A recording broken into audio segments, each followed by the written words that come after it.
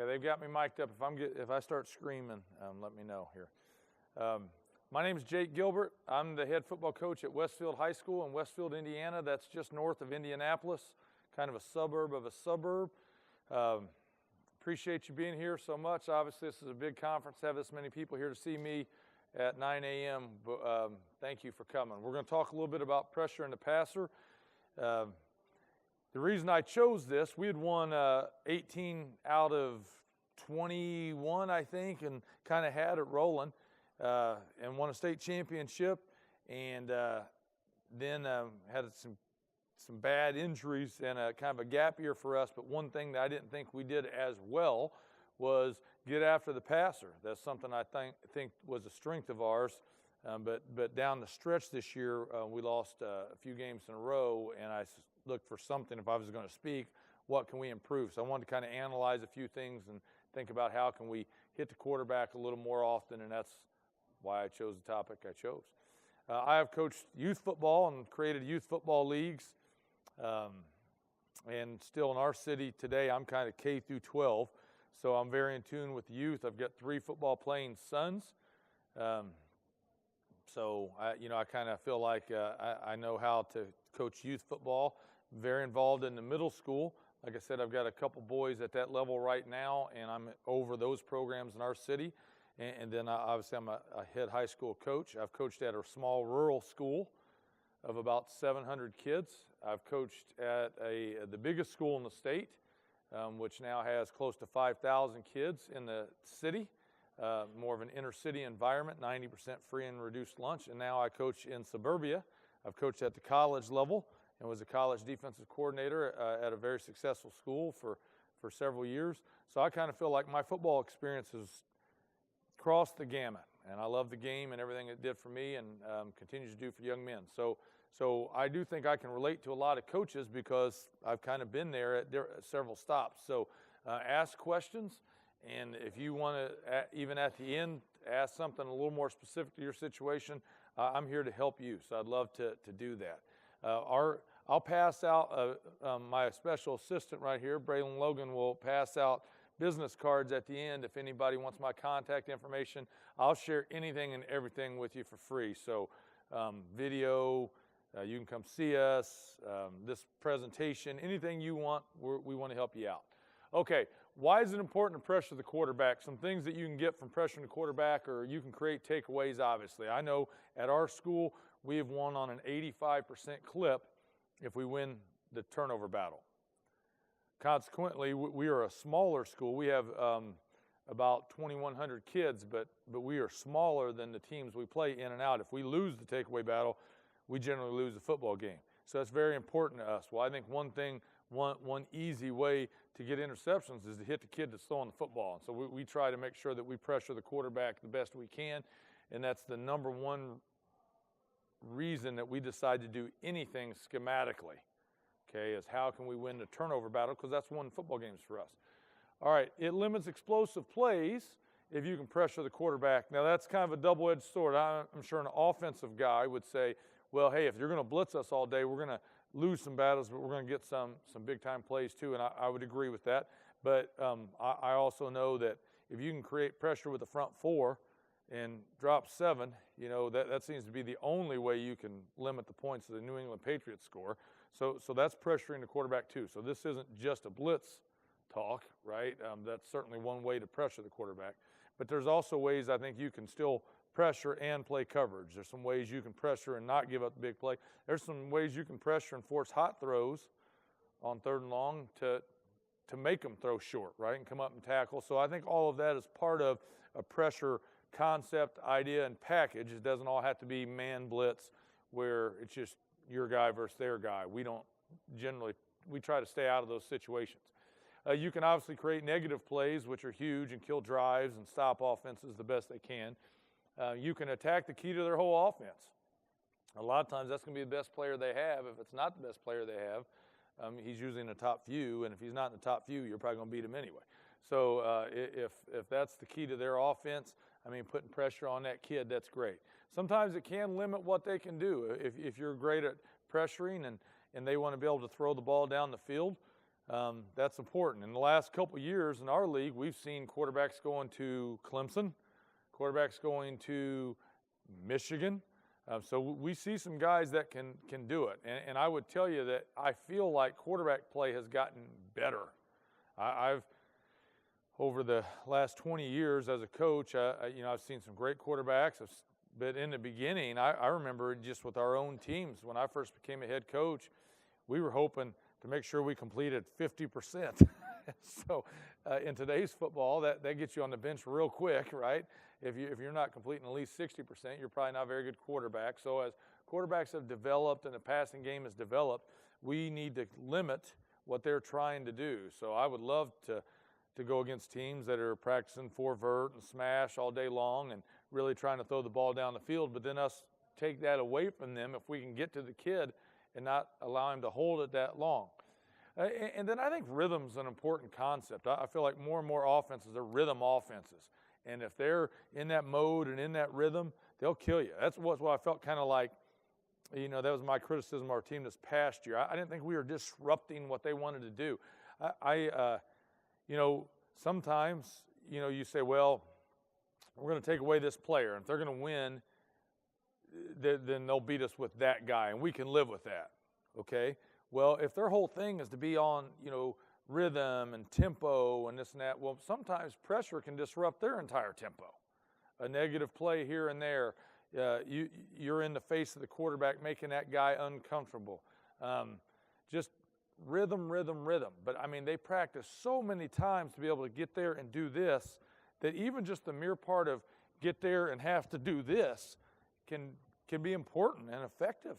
Because if you let the quarterback just throw unchallenged, he's going to complete the pass most of the time. So I think disrupting his rhythm and disrupting the rhythm of the offense, who's used to just going, and now if you get a sack, you tip a pass, you hit a receiver, just disrupt those guys. They're excellent at playing on air, and if your defense basically gives them that, you're going to lose. So disrupt them. And then I think, you're looking to exploit matchups on pressure.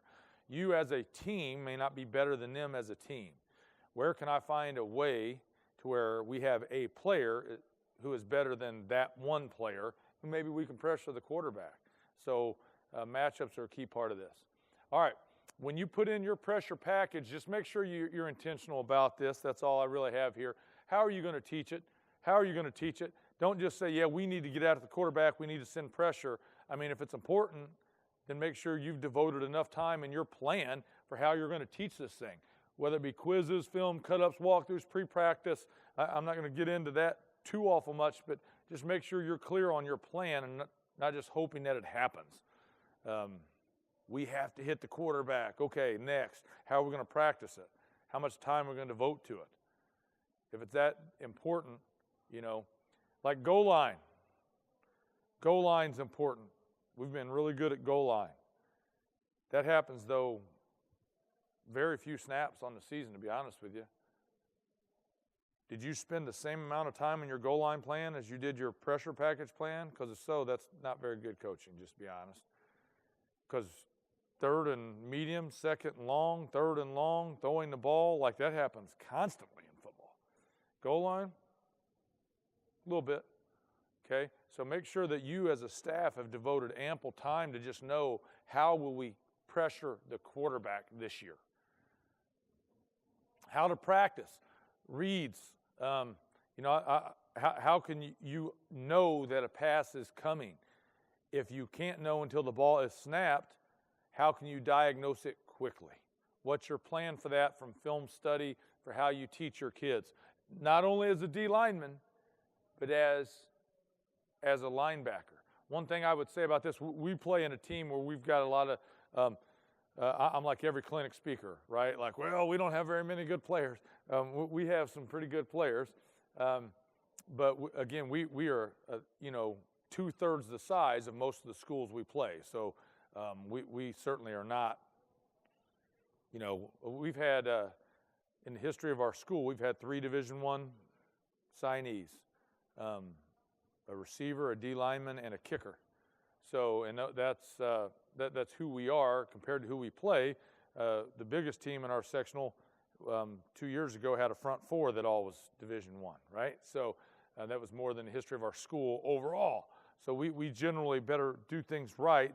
But I know this, when our kids kind of have a pretty good hunch and our coaches have a pretty good hunch on what the play is, we're pretty good. And so how can you read it and figure it out? How do you need to defeat blocks? Again, both as a linebacker and as a D lineman. So don't have your linebackers just run through the gap, blitz the B gap. Well, as you blitz, what are you reading? Like, where in that gap do you need to fit? Like, we blitz to the hip of the offensive lineman of the inside of the gap. That's something we're very specific about, and we attack that spot. We don't just attack the gap, and then when the gap moves, run into someone, and so forth and so on. And then once you get there, how do you defeat the block if it's a running back? Do you practice against running backs for your linebackers? Do you practice against tight ends? Do you work all the situations that you might see? How much time do you need to spend just with a partner who also plays defense? How much time do you need to go against bags? How much time do you need to go against running backs, linemen, so forth and so on? So I'm just saying, have a plan and be very intentional. I don't think you can be too detailed in your pressure package and how you teach it. All right, so there's just some basic things that we teach: speed, chop, rip, swim, bull and pull, and spin. Okay, so I want to show you, we'll flip back and forth here for some film. I want to point this out, just, pressure. Like, we don't sack the quarterback, but how many times has this kid practiced throwing that? I'm going to step up to the line of scrimmage just because I have a little duress, throw with my feet in this situation, throw with someone in my face, So, okay, we don't even hit the kid. But I would say that the pressure led to this result, which I've just told you, if we win the turnover battle, we win about 85% of our games. So we didn't even get to the kid, but I would count that as effective pressure. Okay, so let's talk some specifics here. So just want to buzz through this part. We do teach a speed rush. So the guy at the top here, again, I would call this a good speed rush. He's just faster than that kid. If he knows it's a pass, we don't even touch the O-lineman. But I would say that this is effective. We get a hit on the quarterback. Anytime you hit the quarterback, it's pretty good, leads to an interception. So we will teach the speed, especially if you have a fast kid, and especially if you show this from the end zone, and especially if you have a good tell on whether it's run or pass. Okay, watch our 3 technique right here. We will teach the chop. So you can see here on his 3rd step, chop. 1, 2, 3, chop. So we'll teach a chop right there. Okay, that's something we teach. We'll teach a rip. Look down here at the bottom. Good dip and rip.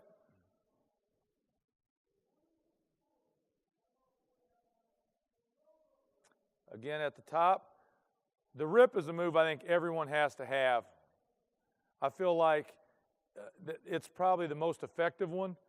So I'm going to talk about this in a second, but I think everyone's got to have a dip and rip. And by the way, make sure that your guys are swatting at the football when they hit the quarterback. I mean, if he's got that chance and doesn't attack the ball and try to get the ball out, then I think that's not a good play. Okay, we teach the swim. So this guy's best move is a swim.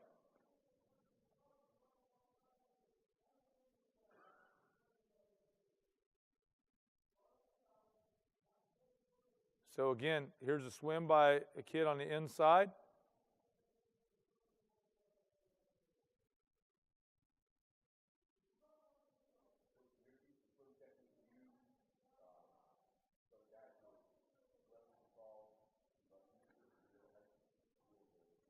It's a great question. So here's a bull rush.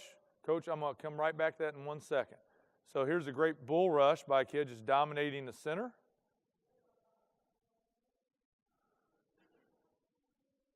So I want to address that with size and so forth and so on.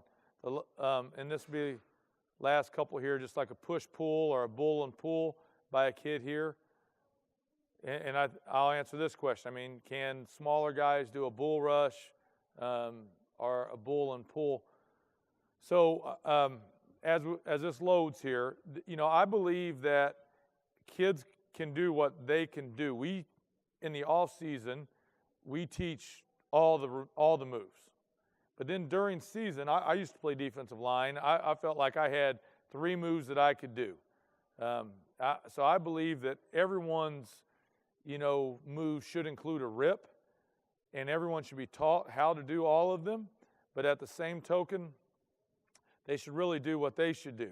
So you can see here kind of a bull and then pull right there that he finishes with a swim.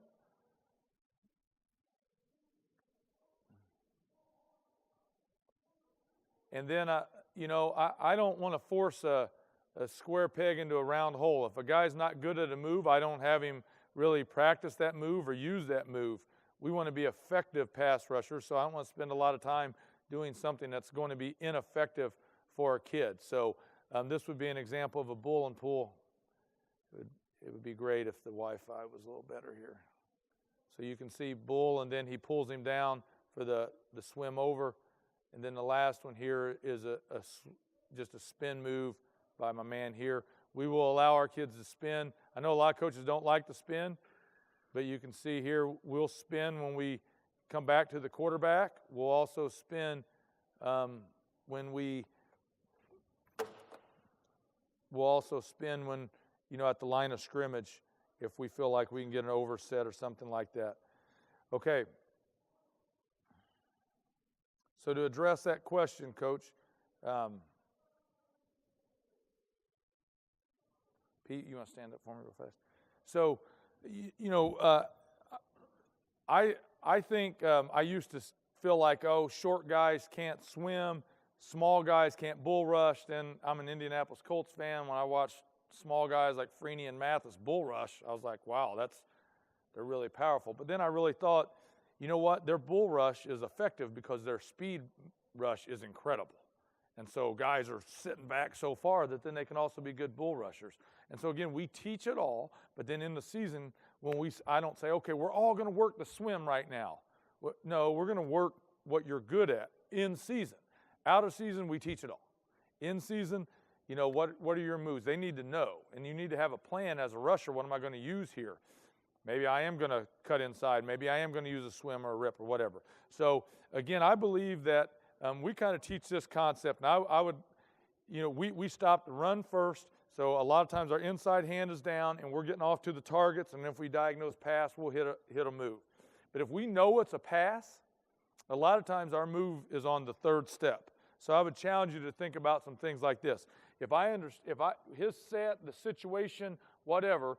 If you can free up your pass rushers and say, you can go, just go.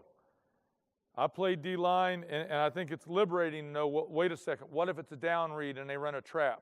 Then that's on me. It's okay. Play pass first. Now, we do not do that every down. We're not like stop the run on the way to quarterback. I think that's where they put an L behind your name if you're a head coach in high school especially. However, as the game has gotten more spread, again, I think there's situations where pretty good idea it's going to be a pass. If you can let your guys just go in those situations, boy, I think it frees some things up. And so some guys are inside hand rushers, and some guys are outside hand rushers. What do I mean by that? As you turn the corner, okay, are you better on your 3rd step, 1, 2, 3, chopping down to turn the corner and staying square that way so that you don't turn the chest of the guy? Or are you better 1, 2, 3, and on your 3rd step, getting swat so that you can flip your hips and get by? I think those are 2 different styles of pass rush. Are you an inside hand or outside hand guy? I really do. If you're an inside hand, coach, maybe your inside hand on your 3rd step instead of a chop is what I would call a swim. But even if you're a short guy, we swim the hands. So it would be a little more similar to a chop for some people. So we chop straight down, but then some guys are not very strong in that way. So a swim for us may be swim and really pull and rake those hands back So we do not swim the shoulder, we swim the hand. So we do have short guys who swim because they're swimming the hands on an inside hand move, if that makes sense. Okay? Now, we've also had some guys who are great at clubbing with the outside hand, are grabbing and pulling down because they're strong, and then swimming as they step through. I allow that. And then, again, I kind of talked about, I think small guys can bull rush if they're great speed rushers. Powerful guys can always bull rush.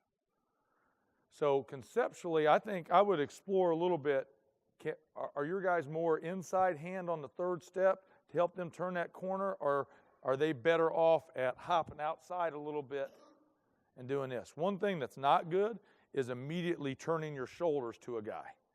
I think it's good to generate some upfield movement first, and then know off of your third step, how can you break down his leverage? And that's how we teach off of that, all those different moves, and let everybody use them all. Except for, like I said, I think everyone needs to know the rip. Okay. Any questions on any of that? Yeah.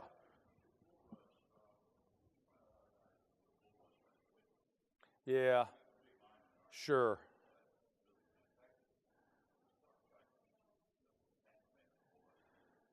Yeah, so I try to teach bull rush as a concept of, I believe in football. Come here, Pete. I believe in football. Squareness is strength. And our defense, hopefully, is square. I think when the ball carrier sees squareness out there, he doesn't know where to go. When he sees someone turn, it's like a door that has been opened. Now, on the flip side, we teach our offensive line the same thing. If they stay square on you, that's a win. Okay? So my job as a bull rusher is to open that door. So if I'm going to attack him, even if I push him back straight on, the door remains closed. But if I can get him to swivel and pivot, now I believe the door is opening, and that creates space for me to run through. So we teach that concept that I'm going to open the door and run through there, but I need to push it open. And so all of our focus is on where our eyes are, our targets anyway, which is half of a man. So we don't do that. Now, the challenge is if you play guys both ways, and then on offense, you're spending all your time locked in here blocking. Now on defense, get on half of a man. So our youth, as they come up, before we make them one-way players, it's pretty hard for them to really be a half of a man gap defender. But we only coach it that way defensively. We don't ever want to drill from this position ever. We always want to be out here. Okay, got to move quick. All right, so how do you measure your pressure package? Is it generating takeaways? How many yards per play? That's a great metric. Explosive plays. How many do you give up versus how many negative plays do you create? Efficiency. Okay, if it's 3rd and 10, you pressure, they throw a hot throw, catches it, you tackle him, he gets 8 yards. Oh my gosh, 8 yards, that's a lot. It's a bad play. No, it's not. Not on 3rd and 10, it's not. They're punting the ball. So what's the goal of the play? So for us, 1st down's 4 yards, 2nd down is half of what they need to get. 3rd down is stop, get a stop. That's our goals on each down and distance. So if it's 2nd and 4 and they get 3, not a good play. If it's 2nd and 4 and we hold them to 2 yards, that's a good play for us. 1st down, they get 3.5, we win. They get 5, they win. But 3rd down, so I don't always look at just yards per play because of that reason. If it's 3rd and 10 and they get 8, that's a win for the defense, in my opinion. Get the ball back. And then self-scout, know your tendencies, especially in the blitz situation. When are we blitzing? What are our tendencies? Who are you going to attack? When you look at running backs and offensive linemen, who's weak, who's short, who's slow, who leans forward, who sets super wide and gives up an inside move. Scout who to attack, and that way you can know how to attack them, okay? And then use that to create your best matchup. Don't just run the play, position your guys versus their guys, and position your guys so that they're doing what they're doing. Generally, like I like to play the 4-3. And then we'll play a 3-4 and bring some pressures and drop into coverage and things in passing situations. But when you blitz and run stunts and so forth and so on, position your guys so that you're calling plays for your guy. A lot of times I feel like offensive coaches, have a way to get the ball to the X receiver. They have a way to get the ball to their running back. Do you, as a defensive coach, have a way to get the pressure to your guy, or is he just rushing? Position your guys on their weak spots. Run plays for them. So if you're going to run some kind of stunt and the looper is supposed to come free, well, make the best dude the looper. And then make the guy that can't, the run stopper, make him be the guy that sets the screen for the looper. Make sure that you position your guys and call plays for your best pass rushers. That would be an example. Like guys drop into coverage from D-line. Don't drop your best pass rusher. Drop someone who can't rush the passer. A lot of times guys will run like a zone dog or, zone fire, and they just automatically drop the weak side in. That's a great scheme. Unless that guy's your best pass rusher. Why would you drop him? Drop someone else, anybody else, but don't drop him. That's kind of what I mean. And we run all these twists and games and slants and things like that. Flush and cage, I'm going to put this film at the end just in case we don't get to it, but the concept is this. A lot of times with 4 down or even 3 down, we're going to get off the ball, we're going to rush up the field. The reality is this, you're going to have a couple guys that can really get to the quarterback. Again, let those dudes eat. But if you have a guy that really can't rush the passer, he's going to fall into 2 sacks on the season just because the other guys really do great work and he's in the right place, right time. So those guys that aren't natural pass rushers but are still in your best players and they're your best run stoppers or whatever, maybe it would be better if you didn't really rush those guys. Like I said, use them to set screens for the other guys, or let guys get up the field and rush the passer and have those guys cage the quarterback in there like a QB spy almost. So they can bull rush a little bit, right? But they get in where they fit in, and maybe they can be good at that. If you watched Alabama in the championship game, I feel like they do this a ton. They're not always running picks for guys. They're not always running twists. But like that defensive end, he's got a 2-way go because as a scheme, they're saying, hey, man, you eat. You do your thing. And then like the 3 techniques right next to him, kind of like rushing the passer like this. What are you about to do? Okay, now I'll work off of you. And there's like a delayed rush where he fits off of him. We call that a cage technique. I'll show you some film where we don't do it. Like we've got an end and a 3 technique, both up the field. That's great. The guy stepped up right where no one is. What I should have done is, if that's my best defensive end, put the 3 technique on the other side then. And maybe the nose is good at just, okay, you guys go get him. I'll clean it up. But if everyone's going all the time, sometimes it doesn't get a team sack. So sometimes it's good to have the concept of cage where someone is responsible for the quarterback. Okay, up top here, watch the slant. So this is just a simple slant. Some guys are just better on the move. So if you watch the defensive end from the top right there, well, we didn't really have contain. But you know what? I wasn't worried about this quarterback running either. Like I would never do this if I was worried about the quarterback running.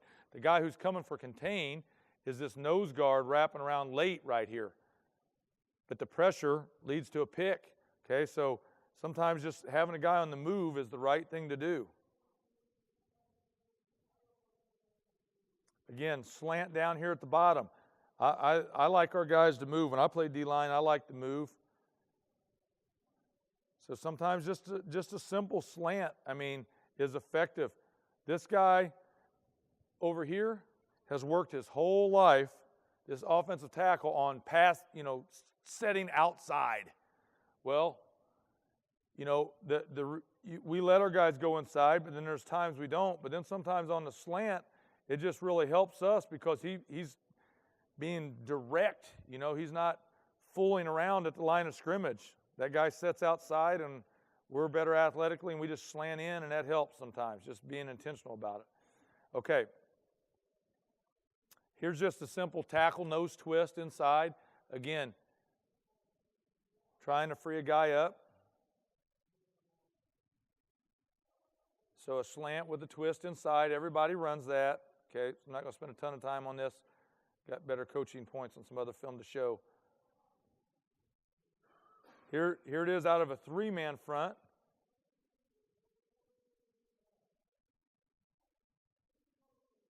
Creating pressure. So sometimes even out of a three-man front, you may not be able to get the sack 3-on-5, but you can make the guy move, and your coverage can help you out. Now, there the looper came free. Here's one where this guy comes free, the inside guy. So sometimes even the guy setting the pick can come free.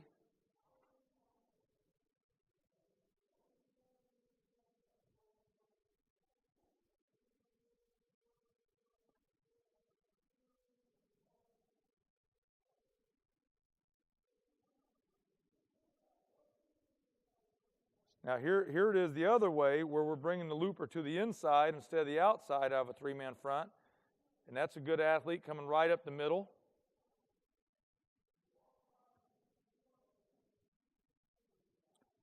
But again, the guy that we're trying to spring free is normally our best guy. Okay, now here's the opposite. Now we're trying to spring free the inside rusher. So if you look now, the defensive end is going in there and setting a pick on that guard. So we have twist versus the run, where we go right away and they're playing gaps and playing a run. And then we have these. See that dude setting a screen? Does everybody see that? He's attacking the side, the hip, the ear hole of that offensive lineman to spring this guy. So we're trying to get a 2-for-1 here, which we do, and free a guy up. So when we do those, we basically do that as a post-snap read. If it's a pass set, there's that little delay, so it happens naturally on the read, and then we go and we screen for each other, which is what we call games instead of twists. So if we naturally do it. Now, sometimes we'll do this with a linebacker. So here we're going to blitz a linebacker, and he's going to set a screen for the D lineman up the top of your screen. So watch this linebacker here and that D lineman. He's going to pick that offensive lineman. So watch how far this offensive tackle gets driven back by that linebacker blitzing into him. And that springs that guy free. Here's a good look at it from the end zone. 34 is going to blitz right into the side of that guy and try to get a 2-for-1. That guard's feet weren't great. We wanted to put our best player on that guard. Well, our best player plays D-end. How are we going to get him on the guard? By doing that. Okay, sometimes we'll blitz and stun at the same time, and that can open up, especially like here you can see we've got zone protection here on this side, really deep sets. The blitz opens it up a little bit. Sometimes it just opens up space for the inside guy because they're setting back so deep because we've got an edge blitz going on there. Here's another screen from a linebacker, but we're doing it from up. So, different look, but same concept. 34, picking that guard.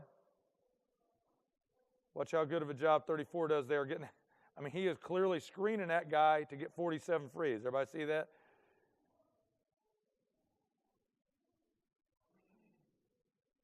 Okay, and then this one, you got to have a special dude. Call it Mike Vick because the guy that taught it to me was like, "Oh, we used to do this against Mike Vick."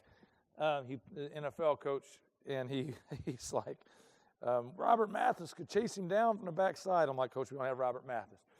But this year, we did kind of have a Robert Mathis type of kid.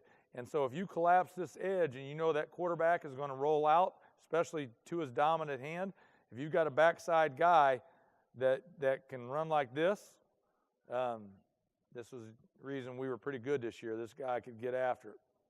Weighed 185 pounds, but by gosh, he could pursue like crazy. And he was pretty legit at that. So sometimes you can slant these guys inside, collapse the side versus a pass, get this guy to kind of leave the pocket that way and allow that defensive end to get way up the field and turn the corner, just basically running around everybody that way. That's out there a little bit, but it's an idea. Okay. And then I think if you're going to try to set your best guy up for success, you got to be able to set your front to all these ways. Set your strength to the field or the boundary or to the back or away from the back or to the tight end.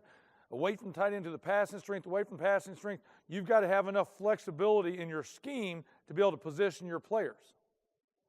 We're going to run a play for this defensive end. Well, how am I going to get him where I want him? You've got to be able to set a strength call wherever you want to set a strength call other than just the tight end. You know, so we want to bring pressure from the field because they're a sprint out team. Well, then you need to be able to set your front to the field or to the boundary, whatever you want to do it. We want to attack that back. That back doesn't want to pass protect. We want to blitz right into that dude.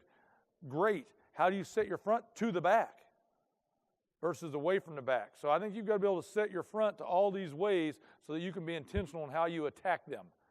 And then I think coverage-wise, so we're all fighting for that 1 second to get to the quarterback, right? So how can we do that? We can have great pass rush. That's one way. Well, Coach, what if we don't have great pass rushers? Well, you got to gain a second. Coverage can help you, obviously. How can you get the quarterback to hold the ball too much? I know on our quarterbacks, about the only thing I say to him is get it out in time. Get it out in time. You can't hold the ball. You hold the ball, bad things happen. Get it out. Again, these are rhythm offenses. How can you disrupt the rhythm? I think you can do it one of two ways. You either beat up the receivers at the line of scrimmage and press them and things like that. So now all that practice they've done on air, it's off because you've rerouted the kid, okay?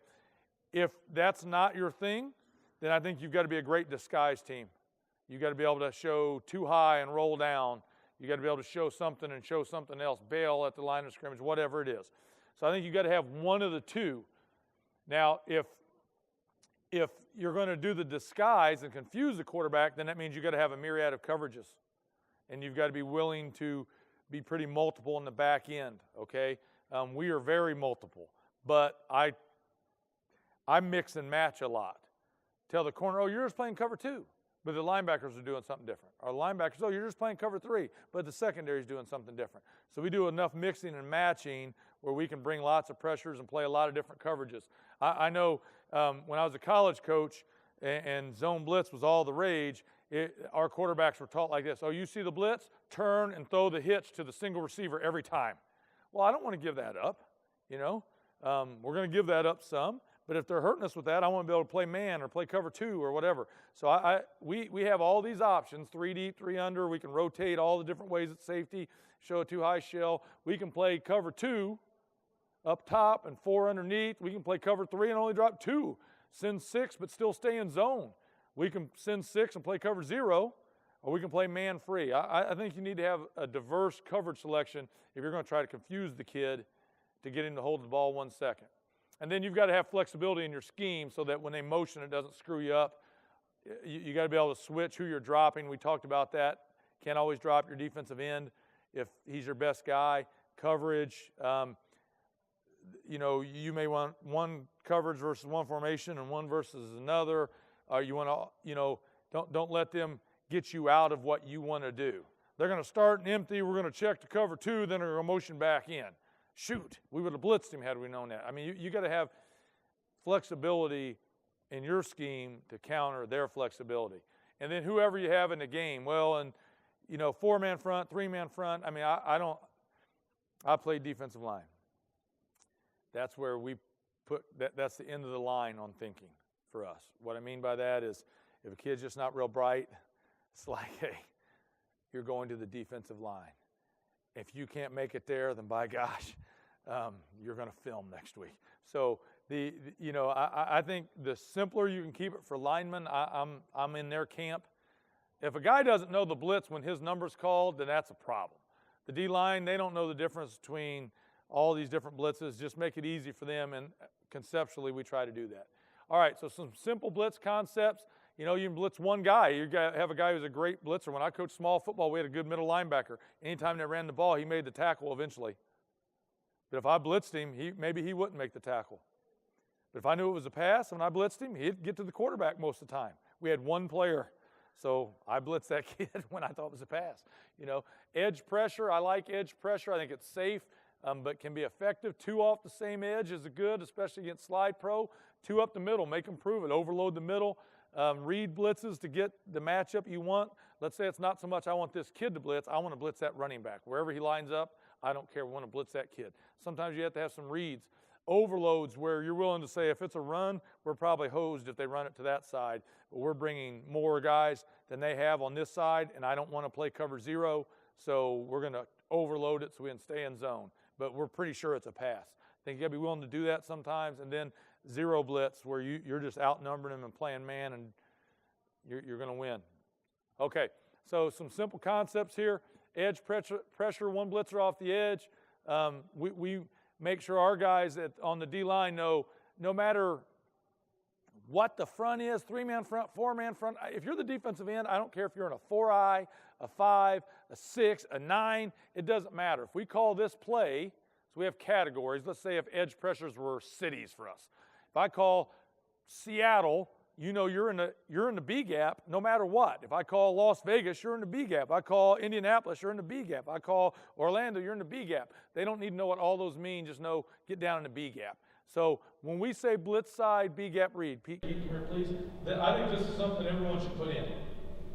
So if I'm the defensive end, okay, and he's the offensive tackle, and I've got the B gap read. Here's the C gap. Here's the B gap. I've got an edge pressure. Come here, Braylon. If I've got an edge pressure coming off of this edge, and I know that he's coming, Braylon, get up there and blitz off that edge. All right, you ready? So you just run that way. Run that way. Boom. Look up. Okay, now, what should I do? Okay, well, I want to go where no one's going to be. It's quarterback. So on my first step, I'm going to read that tackle. If he kicks out and gets that blitzer, or if he's at me, I'm going to dip and rip. I'm in the B gap penetrate. But if it's some kind of zone player for slide protection and he slides down, now the running back's going to take Braylon off the edge. Well, I don't want to jam myself in the B gap. So I'm going to step lateral. He steps down. I'm going to come tight over his butt. Now I've got the B gap on the backside. But that gives me a 2 off the edge. So whenever we edge pressure, we read the tackle. Boom. Oh, okay. Now the other way. Boom. Okay, I'm off the edge. I can get a 2-on-1 that way. Does that make sense, everybody? Okay? Now, when we bring 2 off the edge, from linebacker, we do the same thing. Now, I'm telling my defensive end, get down the A gap. I'm the inside backer. Ready to come back here and do it again with me? We're both blitzing, we'll walk. Okay? Ready, you go. Now, I'm reading as a linebacker him. Okay, he kicks out, I'll crease the B. He's, one more time. Now, I'm blitzing here, he steps down. Now, I'm off the edge as a linebacker. That's why you got to blitz that hip, and that gives me a 2-on-1. And then, you know, they send the running back to the side, or you can get a 2-on-1 on that back. So I think when you pressure from edge pressure, whether it's 2 off the edge or 1 off the edge, then I feel like you can create space if you put time into reading that. Okay, I think everyone should do that. All right. So we just tell those guys where to go. You can bring edge pressure with outside backers, inside backers, corners, safeties, all that stuff. Okay, here's just a simple example. Just bringing a pressure and playing a 3 under 3 deep and dropping a lineman. Nothing too crazy. Okay, 2 off the same edge. Again, we're gonna tell our end to get down in the A gap, and we're gonna cross the center space and tackle. Then our guys on the backside, if it's run, they're gonna play run. If it's not run, one of them will drop if it's a zone blitz. If it's not a zone blitz, we'll just play our gaps and rush. And usually, I would say this, when you're bringing edge pressure on one side, have that other side, someone's got to have that cage tickle. Gosh, is that frustrating when you get a pressure that lands and gets home on one side, and then the dilly defensive end on the other side is all sucked inside, and the guy rolls outside of it. Isn't that frustrating? So part of the pressure is he's got to set an edge, and he's expecting, oh, the quarterback's going to roll my way. I'm getting the sack. Now, here's the thing, he probably isn't a great rusher, that's why we got him there, we're blitzing from the other side, you know, but we're like, hey man, we're calling this play for you to get the sack, we're sending him right to you. But if he's a cautious kid, great run defender, not a huge pass rusher, speed-wise up the field, let that guy be the cage. Blitz from opposite of him, let him be the cage. Maybe he's smart, analytical, which he's probably not on D-line if he is, but if he is, you know, let him be the cage and then send it to him. Okay? Maybe you can, he's just trustworthy. All right, again, you can send outside backers, inside backers, a safety and an inside, an outside, a safety, a corner and an inside. You can do all that. You can swap them, you can line them and do it from up on the line of scrimmage. You can do it from 3-man front, 4-man front, all that stuff. So here's an example, all American blitz. Everybody you know, a lot of teams have this in their package, just sitting our stamina Mike off the edge, long stick into the A, dropping 3 under, 3 deep. So playing cover 3 back here, 3 underneath guys, passing up, sending 5, trying to overload the coverage here, but still be safe and play zone. And then 2 up the middle, make them prove they can protect the A gaps, or the A and the B gaps. Send 2 guys right up the middle, keep your edge on the outside, keep guys in the gap. 2 inside backers or safety and inside, bring an outside guy in. You know, this is the most common one, so I do this one up here. This Mike and Will attacking the A gaps, make them prove that they can block that, okay?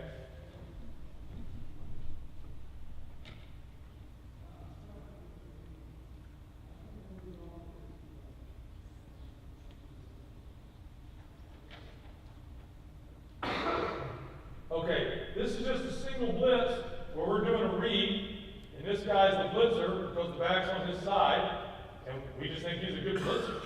So he's smart, he kind of gets in where he fits in, it's a read, that's why he doesn't go right away. Sometimes you just want to blitz the right guy. That was a read situation. We're blitzing this kid because he's a good player. That's why we're blitzing that guy. I think it's a pass, and I think he's got a little explosiveness to him. He's our safety, but he's pretty good. So we're going to blitz him or try to get him at the point of attack. So sometimes you just call a good single blitz, okay? Now here's some edge pressure. So we'll look at some edge pressure here. Again, we want to free our guys to get after it. So if they know the situation, you can just bring it. That's important. So here we are in edge pressure, and again, I like for you to, so sorry, it's not working. Watch the guy down here at the bottom. He's doing that edge read. He steps and he reads that offensive tackle. That tackle's kind of straight back, so he's going to rip inside. So now we're gap sound. We got it all covered.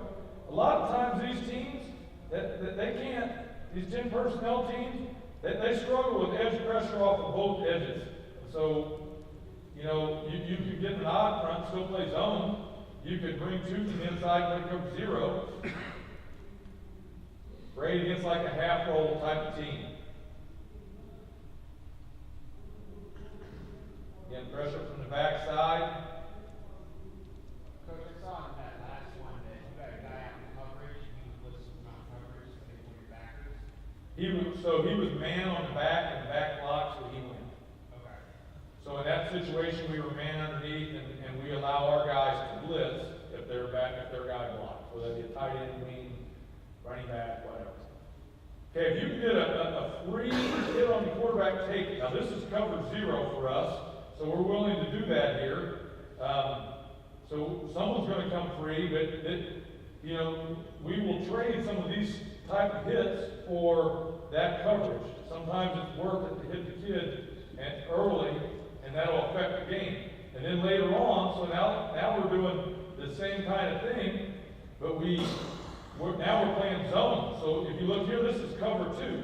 So I just showed you cover 0. So here, we're bringing edge pressure and the most risk possible. Cover 0. Man-to-man 0. Okay, that's the most risk we can have. And now, this is the safest possible. So you can see him kind of showed one high. Now we're stemming. Watch our safeties in the skies here. They get to cover 2. But look, for the offense, they're just seeing edge pressure again. I mean, we're in cover 2, so this is the safest we can be. Jordan's going to wrap it up. And now look who comes free. It's the inside guy. Here's another example here where the inside guy comes free. There's the delay in that defensive end. Why is he not going right away? Because he's reading that tackle.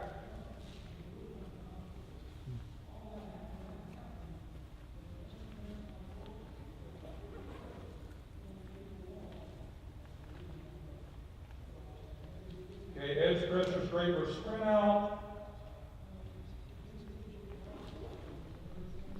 Edge pressure straight versus boot.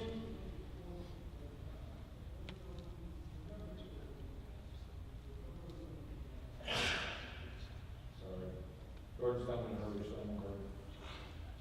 I want to show at least a couple of the others. Here's the corner. So I'm just showing this just to show you can do, dead side edge pressure from a corner. That's a good idea.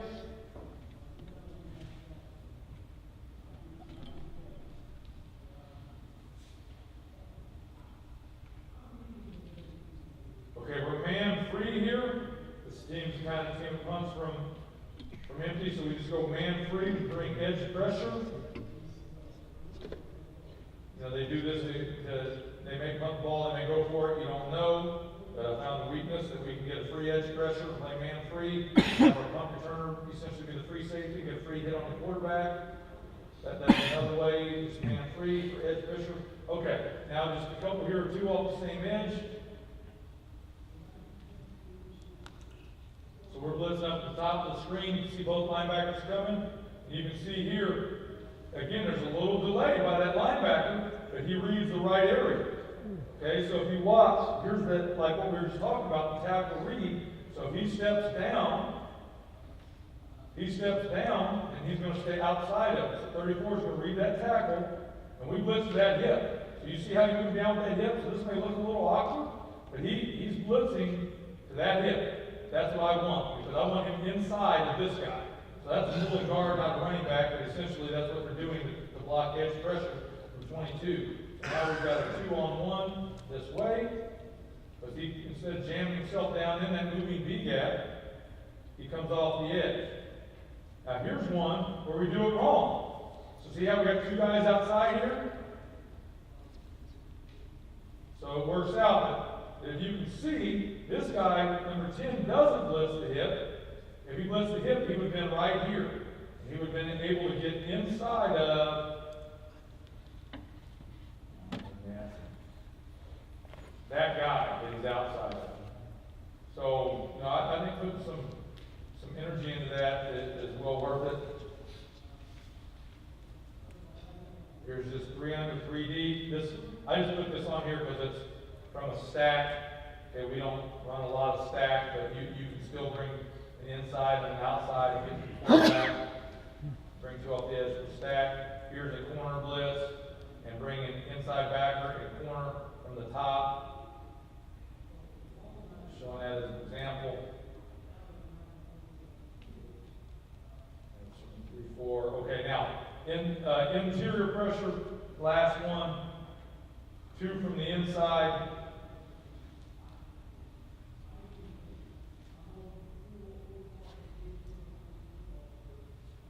So sometimes it's just a matchup. Bring those guys on the cross, confuse the running back, get them to take bad steps. They step up in the hole most of the time. But you know what? I mean, sometimes it doesn't work out. Now here we are, we're lined up in the A gaps. We're going to overload those A gaps come right now. We're actually reading the center here. So whoever the center steps to is going to loop around. Whoever the center steps away from is going to blitz right off his hip. So if you watch here, the center steps left, so that guy loops around, and the first guy comes free. So that's another way to do it. Create a 2-on-1. Okay, here we're in the bear. A lot of times in the bear, these offensive tackles, we bring so much edge pressure that they're responsible for these guys. So those offensive tackles are looking at those outside backers like, oh, they're about to blitz, And then we pull out and blitz the inside backers. We've got 2-on-1 on the back that way. So you can figure out their scheme, and they know, oh, okay, Bear gets them into 5-on-5. They've got the outside backers to do that. If the running back takes these two guys, inside outside, well, they bring 2 off the edge on the running back on that side. Try to figure out their scheme versus Bear. Blitz the way that helps you.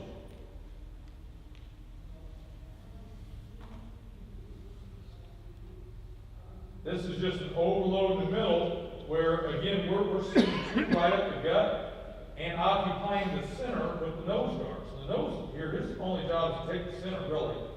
He kind of screws it up. But look, this guy does a great job caging out here to make sure that he knows that the rush is coming inside. He knows his job. Look how wide that is. That's okay, because that's wide. Because he knows his job is to not let that quarterback flush outside of him. So bring him right up the gut. Here's a safety coming with an inside backer. So that's another way to bring 2 up the gut. A lot of times they don't account for that. Safety blitz, we probably don't do it enough. Jordan, I'll stop after this. Then here's just, good old fashioned, just swap it up and get these guys in bad position. You know what I mean? That doesn't look like great pass pro position.